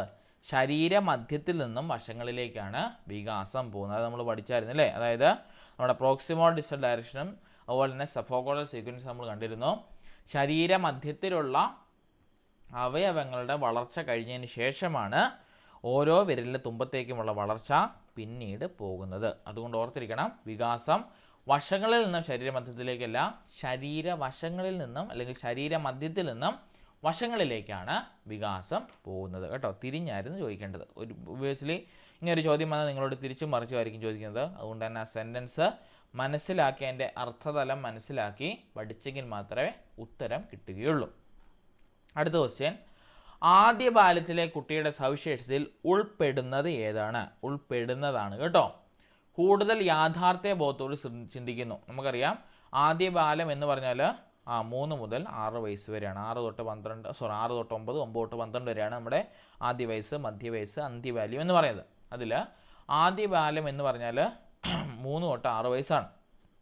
അവിടെ നോക്കിയേ, യാഥാർത്ഥ്യ ബോധത്തോടൊന്നും പെരുമാറത്തില്ല കുഞ്ഞുങ്ങളല്ലേ. സ്ഥലകാല ബോധമില്ലാതെ കിടന്ന് കാറിപ്പോവും നമ്മൾ പറഞ്ഞു. അപ്പോൾ ആ ഒരു പോയിന്റ് തെറ്റാണ്. അടുത്തത്, സംഘബോധം കൂടുതൽ തീവ്രമാകുന്നു. അതും തെറ്റാണ്. കാരണം കൂട്ടുകൂടാനും ഒക്കെ അല്ലെങ്കിൽ കളിക്കാനും ഒക്കെ വലിയ താല്പര്യം അവിടെ പ്രകടിപ്പിച്ച് തോന്നത്തില്ല. കാരണം വീട്, അതുപോലെ തന്നെ അച്ഛൻ, അമ്മ, സഹോദരങ്ങൾ എന്നീ ഒരു കാഴ്ചപ്പാട്, അല്ലെങ്കിൽ വല്യപ്പച്ചൻ, വല്യമ്മച്ചി അവരെ നോക്കുന്ന ആൾക്കാർ, ആ ഒരു ചുറ്റുപാടിൽ കഴിയാനായിരിക്കും അവർക്ക് കൂടുതൽ ഇഷ്ടം. കാരണം ഒരു സുരക്ഷിതത്വ ബോധമാണ് അവർക്ക് ആദ്യ ബാല്യങ്ങളിലൊക്കെ വേണ്ടത്. അവിടെ സംഘബോധം കൂടുതലായിട്ട് കാണത്തില്ല. ഇനി അനുകരണ വാസന കൂടുതൽ പ്രകടിപ്പിക്കുന്നു. ശരിയല്ലേ പറഞ്ഞത്? നമ്മുടെ വീട്ടിലൊക്കെ പിള്ളേരുണ്ട്, അറിയില്ലേ, അവർ ഫോണിൽ എന്തെങ്കിലുമൊക്കെ കണ്ടുകൊണ്ടിരിക്കുവാണെങ്കിൽ അവരതേപടി നമ്മുടെ അടുക്കൽ വന്ന് തന്നെ എടുക്കും, അനുകരിക്കുവാൻ നോക്കും അല്ലേ. അല്ലെങ്കിൽ നിങ്ങൾ ഈ റീൽസിനകത്തൊക്കെ ഇഷ്ടം പോലെ കാണുന്നതല്ലേ, പേരൻസ് എന്ത് ചെയ്യുന്നത് തന്നെ കുട്ടികൾ എന്ത് ചെയ്യും, അനുകരിക്കും. പ്രത്യേകിച്ച് കൊച്ചു കുട്ടികൾ നമ്മളതിങ്ങനെ റീൽസ് ഇങ്ങനെ കണ്ടുകൊണ്ടിരിക്കും അല്ലേ. കാരണം നമുക്കത് ഭയങ്കര എൻ്റർടൈൻമെൻറ്റാണ്. കാരണം വലിയവരൊക്കെ പറയുന്ന കാര്യങ്ങളൊക്കെ അവർ റിപ്പീറ്റ് ചെയ്യുമ്പം അവർ പറയുന്നതിൻ്റെ അകത്തുള്ള ഒരു ഒഴുക്കും ഭാവവും അതുപോലെ തന്നെ ആ ഒരു രസമൊക്കെ കേട്ട് നമ്മളിങ്ങനെ ഇരിക്കും. അപ്പോൾ അനുകരണ വാസന അവിടെ കൂടുതലായിട്ട്, അല്ലെങ്കിൽ നമ്മളൊരു കാര്യം പറയുകയാണ് അല്ലെങ്കിൽ ചെയ്യുകയാണ്, അങ്ങനെ തന്നെ കുട്ടികളത് അനുകരിക്കാൻ നോക്കും, ഇമിറ്റേറ്റ് ചെയ്യാൻ നോക്കും കേട്ടോ. ഇനി പഠനത്തിലും കളികളിലും മത്സരബോധ്യം വർദ്ധിക്കുന്നു. അതൊക്കെ മധ്യകാലത്തിൽ വരുന്നതാണ്. പക്ഷേ 3 മുതൽ 6 വയസ്സ് വരെ നിങ്ങൾക്ക് അറിയാമല്ലോ, 1-ാം ക്ലാസ്സിലേക്ക് കയറുന്ന കൊച്ചാണ്. അവിടെ മത്സരബോധമൊന്നും വർദ്ധിക്കേണ്ട ആവശ്യം അവിടെ വരുന്നില്ല കേട്ടോ, പഠനത്തിലും കളികളിലുമൊക്കെ. പിന്നെ വാശിയൊക്കെ വരാം. വാശിയൊക്കെ അല്ലാതെ കൊച്ചു കുട്ടികളുടെ പ്രായത്തിനകത്തുള്ള വികാരത്തിനകത്ത് വരുന്നതാണ് ഈ വാശി കാര്യങ്ങൾ, അല്ലെങ്കിൽ ഇതുപോലെ അനാവശ്യമായിട്ടുള്ള ദേഷ്യം കാര്യങ്ങളെല്ലാം വരുന്നത്. ഒരിക്കലും അത് ഒരു മത്സരബോധത്തോടു കൂടി ആയിരിക്കത്തില്ല കുട്ടികളത് ചിന്തിക്കുന്നത്. അതിനുള്ള കഴിവായിട്ടില്ല കേട്ടോ. ഇപ്പോൾ ഇവിടെ വരേണ്ടത് അനുകരണ വാസന കൂടുതൽ പ്രകടിപ്പിക്കും. നമ്മുടെ ആദ്യ ബാല്യം, മധ്യബാല്യം, അന്ത്യബാല്യം എന്നുള്ള 3 തൊട്ട് 6, 6 തൊട്ട് 9, 9 തൊട്ട് 12 എന്നിവ കേസിനകത്ത് വരുന്നതാണ്. പിന്നെയാണ് നമ്മുടെ അഡോൾസെൻസ് വരുന്നത് 12 തൊട്ട് 18 വയറ്റിന് ശേഷം വരുന്നത്. പിന്നെ യൗവനം ഏകദേശം 25-30 ഒക്കെ ആകുമ്പോൾ യൗവനം. പിന്നെ വാർദ്ധക്യം 60 വയസ്സിന് ശേഷം വരുന്നതാണ്. ആ ഒരു കാറ്റഗറിയാണ്, ഓർത്തിരിക്കണം. അടുത്ത ക്വസ്റ്റ്യൻ, ഏകബീജപത്ര സസ്യങ്ങളിൽ ഉൾപ്പെടുന്നത് ഏതാണ്? പഠിക്കാൻ എളുപ്പമാണ്. എന്താണ് നമുക്കറിയാം? നമുക്കറിയില്ല, ഈ കശുവണ്ടിയും പയറും വാളംപുളിയൊക്കെ നമ്മൾ കണ്ടിട്ടുള്ളത് അല്ലേ. അതൊക്കെ നമ്മൾ കയ്യിലെടുത്ത് പൊട്ടിച്ച് നോക്കുവാണെങ്കിൽ നമുക്ക് എന്നാ കാണാൻ സാധിക്കും? 2 പാർട്ടായിട്ട് അതിനെ കിട്ടും. ശരിയല്ലേ? 2 പാർട്ടായിട്ട് നമുക്ക് അതിനെ സ്പ്ലിറ്റ് ചെയ്യാനായിട്ട് സാധിക്കും. ഈ കശുവണ്ടി നമ്മൾ കഴിക്കുമ്പോൾ നമുക്ക് 2ആയിട്ട് ഇങ്ങനെ അടർത്തിയെടുക്കാൻ പറ്റത്തില്ലേ? പയറുമണി നമുക്ക് എന്നെ എടുക്കാൻ പറ്റും? 2ആയിട്ട് അടർത്തിയെടുക്കാൻ പറ്റും അല്ലേ? പയർ കെളുത്ത് വരും കണ്ടിട്ടില്ലേ? ഇലയുടെ കൂട്ടത്തിൽ 2 പയറുമണി അപ്പുറം ഇപ്പുറമായിട്ടല്ല നിൽക്കുന്നത്, അത് പകുതിക്ക് കട്ടായിട്ടല്ലേ വരുന്നത്. വാളംപുളി അങ്ങനെ 2ആയിട്ട് കട്ടായിട്ട് വരും. പക്ഷേ ഈ നെല്ല് എന്ന് പറയുന്നത് എന്താണ്? നമ്മുടെ ഏക ബീജ പത്ര സസ്യമാണ്. നെല്ല്, അരിനെ നമുക്ക് 2ആക്കാൻ പറ്റും. നമ്മളെല്ലാം ചോറ് കഴിക്കുന്നതല്ലേ. നിങ്ങൾ കഴിക്കുന്ന ചോറിനെ നമുക്ക് ഈ പറഞ്ഞ പോലെ കശുവണ്ടി പറിക്കുന്ന പോലെയും പയർ പറിക്കുന്ന പോലെ 2ആക്കി എടുക്കാൻ പറ്റുമോ? നടുവേ മുറിക്കാൻ പറ്റുമോ? നമ്മൾ വെള്ളയരി, കുത്തരി ഒക്കെ പച്ചരിയൊക്കെ വെച്ച് ചോറൊക്കെ വെക്കുന്നതല്ലേ, അല്ലെങ്കിൽ ബിരിയാണിയിലൊക്കെ വെച്ച് ചോറ് വെക്കുന്നതല്ലേ. അതിൻ്റെ അകത്ത് നിങ്ങൾ ശ്രദ്ധിച്ച് നോക്കിയാൽ മനസ്സിലാവും, അത് ഒറ്റ വിത്ത, അല്ലെങ്കിൽ അതിനെ നമുക്ക് വീണ്ടും സ്പ്ലിറ്റ് ആക്കാൻ പറ്റത്തില്ല. അങ്ങനെയാണെങ്കിൽ അതിന് പറയുന്ന പേരാണ് ഏകബീജപത്രം. ഒരേ ഒരു ബീജം മാത്രമേ അതിനകത്തുള്ളൂ. മറ്റേ ആണെങ്കിൽ ദ്വിബീജപത്ര സസ്യങ്ങളാണ് വാളംപുളിയും കശുവണ്ടിയും പയറും ഒക്കെ. ഓർത്താൻ എളുപ്പവഴിയാണ് എന്ത് പറഞ്ഞത്? നടുവേ പൊളിച്ച് നോക്കുന്ന സീഡ്സ് എല്ലാം 2ആയിട്ട് കിട്ടുവാണെങ്കിൽ അത് ദ്വിബീജം, അല്ലെങ്കിൽ 2 എണ്ണം ഉണ്ടെന്ന് ഓർക്കുക. മറ്റേതാണെങ്കിൽ ഏകബീജം, ഒരെണ്ണം മാത്രമായിട്ടിരിക്കുന്നതാണ് ഏകബീജം എന്ന് പറയുന്നത് കേട്ടോ, ഓർത്തിരിക്കണം. ഇനിയും കൊതുക് പരത്തുന്ന രോഗങ്ങളിൽ പെടാത്തത് ഏതാണ്? ചിക്കൻ ഗുനിയ, കോളറ, മന്ത്, ഡെങ്കിപ്പനി. നമുക്കറിയാം കൊതുക് പരത്തുന്നതാണ് ചിക്കൻ ഗുനിയ, മന്ത്, ഡെങ്കിപ്പനി എന്നിവ. പക്ഷേ കോളറ ഈച്ച പരത്തുന്നതാണ് കേട്ടോ. ഈച്ചയാണ് കോളറ പരത്തുന്നത്. നമുക്കറിയാം ഇപ്പം ഈയിടെയായിട്ട് മഴ തുടങ്ങിയിട്ടുണ്ട്. അതുകൊണ്ട് തന്നെ നിങ്ങളുടെയൊക്കെ നാട്ടിൽ കൊതുക് കൂടുതലായിട്ടുണ്ട് എന്ന് ഞാൻ മനസ്സിലാക്കുന്നു. കാരണം ഇവിടെ നല്ല പോലെ ഉണ്ട്. അതുകൊണ്ട് തന്നെ ഇതുപോലുള്ള രോഗങ്ങളൊക്കെ പിടിപെടാൻ നല്ല സാധ്യതകളുണ്ട്. ബി അവെയർ കേട്ടോ. നിങ്ങളെ പ്രതിരോധിക്കാനായിട്ടുള്ള മാർഗ്ഗങ്ങൾ നമ്മൾ ചുറ്റുവട്ടത്ത് ചെയ്യുക എന്നാണ് ചെയ്യാൻ പറ്റുന്നത്. പിന്നെ വൈകുന്നേരം രാത്രിയിലൊക്കെ കിടക്കുമ്പോൾ ഫാനിട്ട് പുതച്ചോ കിടക്കാൻ നോക്കുക, നെറ്റിൻ്റെ അടിയിലൊക്കെ കിടക്കാനായിട്ട് നോക്കുക. പിന്നെ ഈ പറഞ്ഞ പോലെ നമ്മുടെ കൊതുക് തിരി കാര്യങ്ങളൊക്കെ ഉണ്ടല്ലോ, അതൊക്കെ എടുത്ത് പ്രിക്കോഷൻസ് വെച്ച് നമ്മൾ എടുക്കാനായിട്ട് നോക്കുക. അടുത്ത ക്വസ്റ്റ്യൻ, സസ്യാഹാരികൾ എന്ന വിഭാഗത്തിൽ പെടുന്നത് ഏതാണ്? നമുക്കറിയാം സസ്യാഹാരികൾ എന്ന് പറഞ്ഞാൽ സസ്യങ്ങൾ മാത്രം ഭക്ഷിക്കുന്നവ. അതിലേതാണ്? ഇവിടെ കടുവ ഒരു മാംസാഹാരിയാണ്, തവള മിശ്രാഹാരിയാണ്, പുല്ലും അതുപോലെ തന്നെ ചെറിയ വെട്ടിലിനെയൊക്കെ പിടിച്ച് തിന്നും, അതുകൊണ്ട് തന്നെ മിശ്രാഹാരിയാണ്. മുയൽ നമുക്കറിയാം പച്ചക്കറി മാത്രമേ തിന്നത്തുള്ളൂ അല്ലേ, വെജിറ്റേറിയൻ ആണ്, അതുകൊണ്ട് തന്നെ അതൊരു സസ്യാഹാരിയാണ്. കോഴിയാണെങ്കിലും മിശ്രാഹാരിയാണ്, നമ്മൾ കൊടുക്കുന്ന വേസ്റ്റുകളെല്ലാം തന്നെ കോഴി തിന്നും അല്ലേ, അതൊരു മിശ്രാഹാരിയാണ്. ആ കാര്യം ഓർത്തിരിക്കണം കേട്ടോ. അപ്പോൾ സസ്യാഹാരികൾ എന്ന് പറഞ്ഞ വിഭാഗത്തിൽപ്പെടുന്നതാണ് മുയൽ കേട്ടോ. ഓക്കെ, ഇനി ജാലികാ ശിലാവിന്യാസത്തിൻ്റെ ഉദാഹരണങ്ങളിൽ പെടുന്നത് ഏതാണ്? ജാലികാ ശിലാവിന്യാസം നമുക്കറിയാം, നമ്മുടെ സമാന്തര ശിലാവിന്യാസവും ജാലിക ശിലാവിന്യാസവും നിങ്ങൾക്ക് ക്ലാസ് എടുത്ത് തന്നാണ്. ജാലിക ശിലാവിന്യാസം എന്ന് പറഞ്ഞാൽ നിങ്ങൾ ഈ കാണുന്ന ഇലകളൊന്ന് ഓർത്താൽ മതി. തെങ്ങിൻ്റെ ഇലയും മുളയുടെ ഇലയും വാഴ ഇലയും മാവിലയും. ഇതിൽ തെങ്ങിൻ്റെ ഇല നമ്മളെടുത്ത് കീറാൻ നോക്കുവാണെങ്കിൽ നമുക്കറിയാം ഒറ്റ സ്ട്രെച്ചിന് ഇങ്ങേറ്റം വരെ കീറി വരും. മുളയുടെ ഇലയാണെങ്കിൽ നമ്മളെടുത്താൽ ഒറ്റ സ്ട്രെച്ചിന് കീറാൻ ഒരറ്റത്തൊന്ന് പിടിച്ചാൽ ഇങ്ങേറ്റം വരെ കീറി വരും. വാഴയില പറയണ്ടല്ലോ, കാറ്റടിച്ചാൽ വരെ നേരെ കീറിപ്പോകുന്ന ആളാണ് അല്ലേ. വാഴയിലയും അതുപോലെ നമുക്കറിയാമല്ലോ, കീറിയാൽ നമ്മൾ നേരെയും കീറിപ്പോഴും അല്ലേ. നമ്മൾ ഓണത്തിനൊക്കെ വാഴയില വെട്ടിയപ്പോൾ ഓർക്കുന്നില്ലേ, ഇടയ്ക്ക് കീറിപ്പോയി നമ്മൾ ഇലയൊക്കെ മാറ്റിയെടുത്തതല്ലേ. അപ്പോൾ എന്താണ്, നേരെ തന്നെ കീറിപ്പോവും. പക്ഷേ മാവില എടുത്ത് അങ്ങനെ നേരെ കീറാൻ പറ്റുമോ? ഇല്ല, ഇടയ്ക്കിടയ്ക്ക് സ്പ്ലിറ്റിങ് വീഴും. അതായത് ഇടയ്ക്കിടയ്ക്ക് കീറി ആ ഒരു ഷേപ്പ്ലെസ് ആയിട്ടേ കിട്ടത്തുള്ളൂ മാവില എന്ന് പറയുന്നത്. അതുപോലെ തന്നെ തേക്കിൻ്റെ ഇല, അതുപോലെ തന്നെ നമ്മുടെ വട്ടയില, അതുപോലെ തന്നെ ഇവിടെ നമ്മുടെ ചുറ്റുവട്ടത്തുള്ള കുറ്റിച്ചെടികളുടെയൊക്കെ ഇല എന്താണ്, ഇതെല്ലാം നമ്മുടെ ജാലിക ശിലാവിന്യാസമാണ്. അതായത് അവയുടെ ഇതിൻ്റെ ഇടയിൽ കൂടി, അതായത് അവയുടെ ലീഫിൻ്റെ ഇടയിൽ കൂടി ഇങ്ങനെ ഫൈബർ ലൈക്ക് സബ്സ്റ്റൻസ് കൂടുതലായിട്ട് കിടപ്പുണ്ട്. അതുകൊണ്ട് തന്നെ അവ നമുക്ക് ഒറ്റയടിക്ക് സ്ട്രക്ചറായിട്ട് കീറിയെടുക്കാൻ പറ്റത്തില്ല. പക്ഷേ തെങ്ങിൻ്റെ ഇലയും മുളയുടെ ഇലയും വാഴയിലയും എല്ലാം തന്നെ നമുക്ക് എന്ത് ചെയ്യാൻ പറ്റും, അങ്ങനെ കീറിയെടുക്കാം, നേരെ തന്നെ കീറിയെടുക്കാൻ പറ്റും. ഇനി ഇവയ്ക്ക് റൂട്ടിന് ഒരു പ്രത്യേകത ഉണ്ട്. എന്നാണെന്നറിയാമോ? ഇവയുടെ റൂട്ടിനുള്ള പ്രത്യേകത എങ്ങനെ തിരിച്ചറിയാമെന്നറിയാമോ? അറിയാവോ? ഇവയുടെ റൂട്ടിന് തെങ്ങിൻ്റെ റൂട്ടും മുളയുടെ റൂട്ടും വാഴയുടെ റൂട്ടും എങ്ങനെയുള്ളതാ ഒന്ന് ആലോചിച്ച് നോക്കി. റൂട്ടിൻ്റെ കാര്യം നിങ്ങൾ പഠിച്ചായിരുന്നോ? റൂട്ടിൻ്റെ കാര്യം പഠിച്ചായിരുന്നു നിങ്ങൾ? പഠിച്ചതല്ലേ? 4 പേരാ അല്ലേ. അതായത് ഫൈബ്രസ് റൂട്ട് സിസ്റ്റമാണ്, നമ്മുടെ മുടി കിടക്കുന്ന പോലെ കിടക്കുന്നത്, ശരിയല്ലേ? ഒന്നിലധികം റൂട്ട് ഇങ്ങനെ പടർന്ന് ഇങ്ങനെ കിടക്കുക അല്ലേ, ഇങ്ങനെ ഒന്നിലധികം റൂട്ട് ഇങ്ങനെ സ്പ്രെഡായിട്ട് കിടക്കുക അല്ലേ, തെങ്ങിൻ്റെയും അതുപോലെ തന്നെ മുളയുടെയും അതുപോലെ തന്നെ വാഴയുടെ എല്ലാം. അപ്പോൾ ഓർത്തിരിക്കണം, ഇങ്ങനെ ഫൈബ്രസ് റൂട്ട് സിസ്റ്റം അല്ലെങ്കിൽ നമ്മുടെ 4 പേര് പടലമുള്ള സസ്യങ്ങളുടെ ഇലയെല്ലാം എന്തായിരിക്കും, സമാന്തര ശിലാവിന്യാസത്തിലായിരിക്കും ഉണ്ടായിരിക്കുക കേട്ടോ. അതൊരു കോഡാണ്. അതുപോലെ തന്നെ മാവിൻ്റെ ആണെങ്കിൽ നമുക്കറിയാം, അത് താഴ്വേഴ അല്ലെങ്കിൽ ഒരു താഴ്വേഴ ഇങ്ങനെ ഇറങ്ങിപ്പോയിട്ട് അവയിൽ അറ്റാച്ച് ചെയ്ത് ഇങ്ങനെ ഓരോ വേരായിരിക്കും അവിടെ നിന്ന് ഇങ്ങനെ പോകുന്നത് കേട്ടോ. അപ്പോൾ ഓർത്തിരിക്കണം, മാവിലെ ഒരു താഴ്വേഴ് പടം അല്ലെങ്കിൽ ടാപ്പ് റൂട്ട് സിസ്റ്റവും നമ്മുടെ സമാന്തര വിന്യാസമുള്ളത് നമ്മുടെ ഒരു ഫൈബ്രസ് റൂട്ട് സിസ്റ്റമാണെന്ന് ഓർത്തിരിക്കണം കേട്ടോ. അതും വെച്ച് ചോദ്യങ്ങൾ ചോദിച്ചിട്ടുണ്ട്. അതുകൊണ്ട് തന്നെ ആ 2 കാര്യങ്ങളും ഓർത്തിരിക്കണം. മാവിൻ്റെ വേര് നമ്മൾ പറിക്കാൻ, മാവിൻ്റെയും അതുപോലെ തന്നെ നമ്മുടെ റബ്ബറിൻ്റെയൊക്കെ വേര് പറിക്കുന്നുണ്ടല്ലേ, താന്നിരിക്കുക വേര്. അതിന് നമ്മൾക്ക് പൊക്കിയെടുക്കാൻ നല്ല പാടാണ്. കാരണം ഒരു വേര് അടിയിലേക്ക് ഇറങ്ങി പിടിച്ചതിന് ശേഷമാണ് ബാക്കിയുള്ള വേരുകൾ ഇങ്ങനെ മണ്ണിൻ്റെ അകത്തോട് ഇങ്ങനെ സ്പ്രെഡായിട്ട് ഇങ്ങനെ നടക്കുന്നത്. പക്ഷേ നമ്മുടെ എന്താണ് ഫൈബ്രസ് സിസ്റ്റം അല്ലെങ്കിൽ 4 പേര് പടലം വെച്ചാൽ ഇങ്ങനെ 4 പോലെ ഇങ്ങനെ കിടന്ന് പറ്റിപ്പിടിക്കുന്നതാണ്. വാഴയുടെയൊക്കെ നമ്മൾ കുഴിച്ച് വെച്ചിട്ട് നമ്മൾ പറിച്ച് വെക്കുമ്പോൾ നമുക്ക് അറിയാമല്ലോ, വേരുകൾ നമ്മൾ പൊട്ടിച്ചാണ് എടുക്കുന്നത്. സോ ഇവിടെ വരേണ്ടത് ജാലിക ശിലാവിന്യാസമുള്ളത് മാവിലയ്ക്കാണ്. അപ്പോൾ ഓർത്തിരിക്കണം, മാവിലയുടെ റൂട്ടിൻ്റെ പ്രത്യേകത അതൊരു താഴ്വേഴാണ്. താഴ്വേരുള്ള സസ്യങ്ങളുടെ എല്ലാം തന്നെ ഇലകൾ ജാലിക ശിലാവിന്യാസത്തിലായിരിക്കും. നാരുവേരുള്ള സസ്യങ്ങളുടെ എല്ലാം തന്നെ ഇലകൾ സമാന്തര ശിലാവിന്യാസത്തിലും ആയിരിക്കും കേട്ടോ. കാര്യങ്ങൾ ഓർത്തിരിക്കണം, മറന്നു പോകരുത്. അടുത്ത ക്വസ്റ്റ്യൻ, ശരിയായിട്ടുള്ള ജോഡി ഏത്? ബീജമൂലം കാണ്ഡം, ബീജശീർഷം വേര്, ഏകബീജപത്രം മുള, ദ്വിബീജപത്രം ചോളം. നമുക്കറിയാം ബീജമൂലം എന്നറിയപ്പെടുന്നത് വേരാണ്, കാണ്ഡമല്ല. ബീജശീർഷം എന്നറിയപ്പെടുന്നത് എന്താണ്? തണ്ടാണ്, വേരല്ല. ഏകബീജപത്രമാണ് മുള എന്ന് പറയുന്നത്. ദ്വിബീജപത്രം ചോളം, അത് തെറ്റാണ് കേട്ടോ. ചോളത്തെ നമുക്ക് 2 ആക്കി സ്പ്ലിറ്റ് ആക്കാൻ പറ്റത്തില്ല. അതായത് നമ്മൾ പോപ്കോണൊക്കെ കഴിക്കുന്നല്ലേ തിയേറ്ററിലൊക്കെ പോകുമ്പോൾ, അതിനെ നമ്മൾ പൊട്ടിത്തെറിക്കുമ്പോൾ 2 ആയിട്ട് പൊട്ടിത്തെറിക്കുമോ? ഇല്ലല്ലോ, ഒറ്റയൊരു ബോളായിട്ടല്ലേ നമുക്ക് കിട്ടുന്നത്. അപ്പോൾ എന്താണ്, അതൊരു ദ്വിബീജപത്ര സസ്യത്തിന് ഉദാഹരണമാണ് കേട്ടോ. ആ കാര്യം ഓർത്തിരിക്കണം. സോ 30 ചോദ്യങ്ങൾ ചോദിച്ചിരുന്നു അല്ലേ? 30 ചോദ്യമല്ലായിരുന്നോ? 30 ചോദ്യം അതൊരു കോംപ്രിഹെൻസീവ് പാരഗ്രാഫ് ഉണ്ടായിരുന്നു, അത് നിങ്ങൾക്ക് വന്നില്ലെന്ന് തോന്നുന്നു അല്ലേ?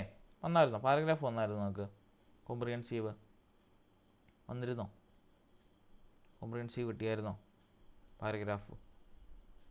ഇതിനൂടെ ആടായി വന്നായിരുന്നോ? എന്നില്ലേ? ഇല്ലല്ലേ? യെസ്, ഓക്കെ, സാരമില്ല. ഞാനതിപ്പം ഗ്രൂപ്പിലിട്ട് തരാം കേട്ടോ. അത് അന്ന് ആഡാക്കാനായിട്ട് വിട്ടുപോയതാണ്. ഇപ്പോൾ ഗ്രൂപ്പിൽ വന്നിട്ടില്ല. അതാണ് കോംപ്രിഹെൻസീവ് പാരഗ്രാഫ്. ആ ഒരു എക്സാമിനേഷൻ പേപ്പറിനകത്ത് തന്നെ വരേണ്ട ക്വസ്റ്റ്യനാണ്. അങ്ങനെ 35 ക്വസ്റ്റ്യൻ ആയിരുന്നു സെറ്റ് ചെയ്തത്. അത് അതിൻ്റെ കൂടെ ആഡാകാൻ വിട്ടുപോകട്ടെ. ഇപ്പോൾ ഗ്രൂപ്പിലിട്ടിട്ടുണ്ട്. അതൊന്ന് ചെയ്ത് നോക്കണം കേട്ടോ. സോ ഇതാണ് ഇതിൻ്റെ ആൻസേഴ്സ്. 30-ൽ 22 മുകളിൽ കിട്ടിയ എത്ര പേരുണ്ട്? 22 മുകളിൽ കിട്ടിയേ? 22 മുകളിൽ കിട്ടിയേ? കൈ പൊക്കിയാൽ മതി. ഇങ്ങനെ ഉണ്ടോ? ഇങ്ങനെ പൊക്കിയാലേ കൈ പൊക്കാൻ പറ്റും. എത്ര പേരുണ്ട് 22 മുകളിൽ കിട്ടിയേ? 2 പേര് പൊക്കി. ക്വസ്റ്റ്യൻ വന്നായിരുന്നോ? ഓക്കെ.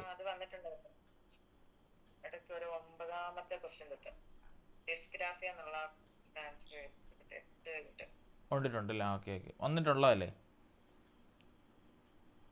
ക്വസ്റ്റ്യൻ പേപ്പറിനകത്തുള്ളതല്ലേ അത്? നിങ്ങൾക്ക് മൊത്തം 30 ക്വസ്റ്റ്യൻ അല്ലേ വന്നത്? ശരിയല്ലേ? 35 ക്വസ്റ്റ്യൻ അല്ലേ നിങ്ങൾക്ക് മൊത്തം വന്നത് അല്ലേ? ഓക്കെ. അപ്പോൾ അതിൻ്റെ ആൻസേഴ്സ് വേണ്ടേ? അതിൻ്റെ ആൻസർ ഉള്ളതല്ലേ? ഇപ്പം PDF-നകത്ത് ഇടുന്നതിന് മുമ്പേ നിങ്ങൾക്ക് ക്വസ്റ്റ്യൻ പേപ്പറിനകത്ത് ആടായി വന്നതല്ല ഞാൻ ചോദിച്ചത് അല്ലേ? അതെ. ഓക്കെ. അപ്പം അതിൻ്റെ ആൻസർ കൂടി നിങ്ങൾ നോക്കണം. 35 ക്വസ്റ്റ്യൻ അല്ലേ? അപ്പോൾ അതിൻ്റെ ആൻസറും കൂടി ഓക്കെ. ആ ഒരു ക്വസ്റ്റ്യൻ്റെ ഞാനിപ്പോൾ എടുക്കാം കേട്ടോ. ഇതിനകത്ത് എടുക്കാം. എനിക്കിപ്പോൾ ഇട്ടായിരുന്നല്ലോ. ഓക്കെ. ഇതല്ലായിരുന്നു ആ ക്വസ്റ്റ്യൻ പാരഗ്രാഫ്? സേവ്.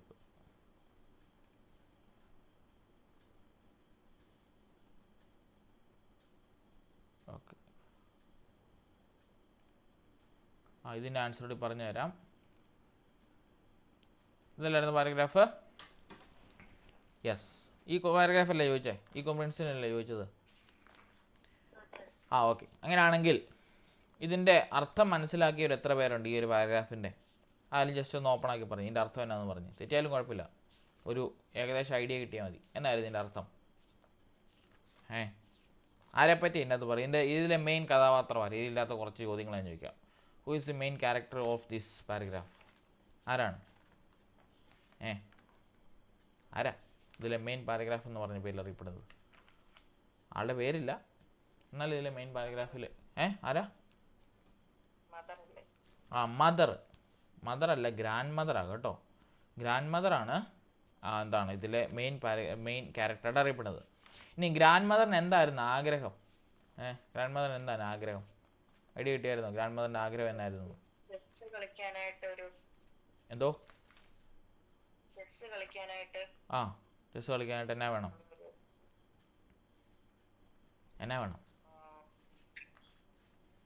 കമ്പ്യൂട്ടറൈസ് അല്ലെങ്കിൽ ചെസ് അല്ല, ഗെയിം കളിക്കാൻ കേട്ടോ. ഗെയിം കളിക്കാനായിട്ട് ഒരു കമ്പ്യൂട്ടർ നമ്മുടെ അമ്മച്ചിക്ക് വേണം. അതായിരുന്നു അമ്മച്ചിയുടെ ആഗ്രഹം. പക്ഷേ ഈ പ്രായത്തിൽ അമ്മച്ചി അത് നേടിയെടുക്കുമെന്ന് പിള്ളേരിങ്ങനെ സംശയിച്ചു. അതിനുള്ള മറുപടിയാണ് ഈ ഒരു പാരഗ്രാഫിനകത്ത് പറയുന്നത് കേട്ടോ. ജസ്റ്റ് ഒന്ന് വായിച്ചു നോക്കിക്കണ്ടോ. When I learned that my 71-year-old mother was playing chess against herself എന്ന് പറഞ്ഞാൽ എന്നാ? 71 വയസ്സുള്ള അമ്മ അവൾക്കെതിരെ തന്നെ എന്ത് കളിക്കുകയാണ്? ചെസ്സ് കളിച്ചുകൊണ്ടിരിക്കുന്നു. ഞാനത് എന്താണ് പഠിക്കുകയുണ്ടായി. I know had to do something. Who is playing? ഞാൻ ചോദിച്ചു ഇത് ആരുമായിട്ടാണ് ഈ കളിക്കുന്നത്? I asked one day when I saw a half finished game on the table my right hand versus my left hand. നമ്മുടെ അമ്മച്ചി അവിടെ ഇരുന്ന് ഗെയിം കളിച്ചുകൊണ്ടിരുന്നപ്പം മോള് വന്ന് ചോദിച്ചു, അമ്മ ആരുമായിട്ടാണ് കളിച്ചുകൊണ്ടിരിക്കുന്നത് ചോദിച്ചു. അപ്പം അമ്മ പറഞ്ഞു, നിനക്ക് കാണാൻ മേലെ എൻ്റെ വലത്തെ കൈയും എൻ്റെ ഇടത്തെ കൈയുമാണ് കളിച്ചുകൊണ്ടിരിക്കുന്നത്. 2 പേരെ കിട്ടിയാൽ പോരെ ചെസ്സ് കളിക്കാൻ? ഒരാളാരാണ്? അമ്മച്ചിയുടെ വലത്തെ കൈ. ഒരാളാരാണ്? അമ്മച്ചിയുടെ ഇടത്തെ കൈ. അവരാണ് കളിച്ചുകൊണ്ടിരിക്കുന്നത്. എന്നിട്ട് എക്സ്ക്യൂസ് മീ. അപ്പോൾ കൊച്ചിന് ഡൗട്ടായി അല്ലേ? ഇതെന്നെ ഈ പറയുന്നൊരു ഡൗട്ടായി. Excuse me I said, well your father doesn't play dreading defeat, still I want to keep my mind sharp. അതായത് നിൻ്റെ അച്ഛൻ എന്നെ അടുത്തില്ല, ഇതുപോലെ തോക്കുന്ന ആളുമായിട്ടൊന്നും കളിക്കാൻ വരത്തില്ല. നമ്മൾ പൊങ്ങച്ചം പറയത്തില്ലേ, ഞാൻ ഭയങ്കര കളിക്കാരിയുണ്ട്, എൻ്റെ കൂടെ ഒന്നും കളിക്കാൻ വരത്തില്ല. അതുകൊണ്ട് തന്നെ എനിക്ക് എൻ്റെ ബ്രെയിൻ എന്ത് ചെയ്യണം? എൻ്റെ മൈൻഡ് ഷാർപ്പാക്കണം. അതിന് വേണ്ടി ഞാൻ തന്നെ കളിക്കുവാണ് നമ്മുടെ അമ്മച്ചി പറഞ്ഞു. My husband suggested we give her a computer to play against. നമുക്കറിയാം കമ്പ്യൂട്ടറിനകത്ത് നമുക്ക് ഓൾറെഡി നമ്മൾ കളിക്കാനെടുത്താൽ നമ്മുടെ കമ്പ്യൂട്ടറിനകത്തുള്ള സാധനം നമ്മളോട് കളിക്കാനാണല്ലോ ഇരിക്കും അല്ലേ. അപ്പോൾ എന്താണ് നമ്മുടെ കമ്പ്യൂട്ടർ ആയിട്ട് ഒരു കമ്പ്യൂട്ടർ വാങ്ങിച്ചു കൊടുത്താൽ അമ്മച്ചി അതിനോട് കളിച്ചുകൊണ്ടിരിക്കുന്നത് എൻ്റെ ഹസ്ബൻഡ് എന്നോട് പറഞ്ഞു. We packed our old PC and deliver it to my parents home. ഞങ്ങൾ ഞങ്ങളുടെ വീട്ടിലിരുന്ന പഴയ കമ്പ്യൂട്ടർ എടുത്ത് അമ്മച്ചിയുടെ വീട്ടിലേക്ക് കൊണ്ടുപോയി.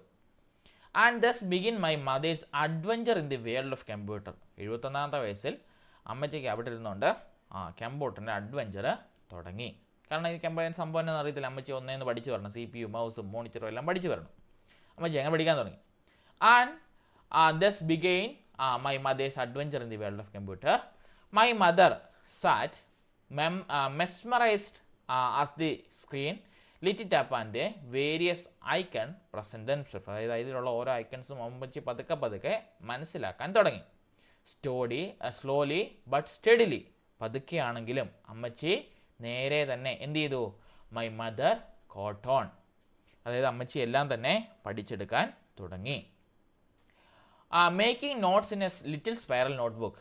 I wonder how she would fare without me. അമ്മച്ചി എന്ത് ചെയ്തു? ആരോടും ഒന്നും ചോദിക്കാതെ ഒരു സ്പൈറൽ, ഒരു ചുരുങ്ങിയ നോട്ട് ബുക്ക് എടുത്ത് അതിൻ്റെ അകത്തെല്ലാം കുറിച്ച് വെക്കാൻ തുടങ്ങി. നമുക്കറിയാലോ, നമ്മുടെ അമ്മമാരൊക്കെ ഫോൺ ഉപയോഗിക്കുമ്പോൾ എഴുതത്തില്ലേ, പച്ചയെ കുത്തിയാൽ കോൾ എടുക്കാൻ പറ്റും, ചുമലെ കുത്തിയാൽ കോൾ വെക്കാൻ പറ്റും, കോൾ ബട്ടനെ കുത്തി നമ്പർ പാട് വരും, അതുപോലെ 9, 6 ഒക്കെ അടിച്ചാൽ നമ്പർ വരും എന്നൊക്കെ പറഞ്ഞ് എന്നിട്ട് വീണ്ടും പച്ചയെ കുത്തിയാൽ കോൾ പോകും, കോൾ വെക്കാനായിട്ട് ചുമലെ കുത്തണം അല്ലേ എന്നൊക്കെ നമ്മൾ പറഞ്ഞു കൊടുത്ത് സാധനം എഴുതി വെക്കത്തില്ല എന്ന് പറഞ്ഞ പോലെ അമ്മച്ചി അവിടെ എഴുതാൻ തുടങ്ങി. ഇനിയും I wonder how she would fare without me. എന്നെ കൂടാതെ എങ്ങനെ ചെയ്യുമെന്ന് ഞാൻ അതിനെപ്പറ്റി സംശയിച്ചു. But thereafter she only spoke about her game on the computer me. ഞാൻ പിന്നെ എപ്പോൾ അമ്മച്ചിയെ കണ്ടാലും അമ്മച്ചി പറയുന്നത് കമ്പ്യൂട്ടറുള്ള ഗെയിമിനെ പറ്റിയാണ്. വേറൊന്നും അമ്മച്ചിക്ക് പറയാനില്ല. എൻ്റെ സുഖവിശേഷങ്ങളൊന്നും അമ്മച്ചിക്ക് പറയാൻ സമയമില്ല. ആകെ പറയാനുള്ളത് അമ്മച്ചിയുടെ കമ്പ്യൂട്ടറും അതിൻ്റെ ഗെയിമും മാത്രം. എന്നിട്ട് എന്താണ്, she even forgot to ask the stock questions. Why did you have for supper. നിനക്ക് ഇന്ന് എന്തായിരുന്നു കഴിക്കാൻ എന്ന് പറഞ്ഞാൽ റെഗുലർ ക്വസ്റ്റ്യൻ പോലും അമ്മച്ചി മറന്നുപോയി. പകരം അവൾ പറഞ്ഞ എന്തിനെ പറ്റിയാണ്? Instant she talk about ROM and the CPU അല്ലേ, റാൻഡം ആക്സസ് മെമ്മറിയെ പറ്റിയും അതുപോലെയുള്ള CPUവിനെ പറ്റിയും അതുപോലെ വലിയ കാര്യങ്ങളൊക്കെ ആയിരുന്നു അമ്മച്ചിയുടെ വായിൽ നിന്ന് പിന്നെ വന്നുകൊണ്ടിരുന്നത്. കണ്ടോ, term spilled out effortlessly from her mouth. My mother had acquired a new mother tongue. അമ്മച്ചി പുതിയൊരു എന്ത് പഠിച്ചു? ഭാഷ കൂടി അമ്മച്ചി കൈവരിക്കുകയുണ്ടായി. ഏത്? കമ്പ്യൂട്ടറിൻ്റെ ഭാഷ. My mother had I am learning that no matter how old are you, a willing spirit is capable of anything.